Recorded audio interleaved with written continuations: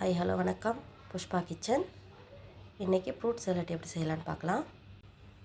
இதுக்கு பேர் பக்திக்காய் சொல்லுவாங்க. நம்ம ஊரில் இது என்னன்னு தெரியல பேர். இது பேர் என்னன்னு சொல்லுங்கள். உள்ளே பார்த்தாக்கா நம்ம வெள்ளரி விதை மாதிரி தான் இருக்கும், தெரியுதுங்களா?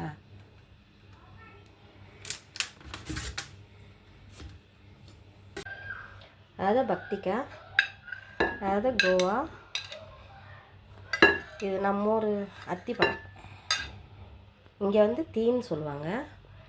இது போர்த்தக்காளி, நம்ம ஊர் சாத்துக்குடி. இது செர்ரி பழம், இங்கே கெரசுன்னு சொல்லுவாங்க. மாதுளப்பழம், இங்கே வந்து இங்கே இது ரொமான்னு சொல்லுவாங்க. இது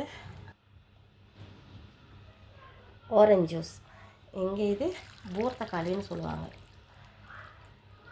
இப்போ இது வந்து 1 மணி நேரம் ஃப்ரிட்ஜில் வச்சுட்டு அதுக்கப்புறமா சாப்பிடுவாங்க. Fruit salad.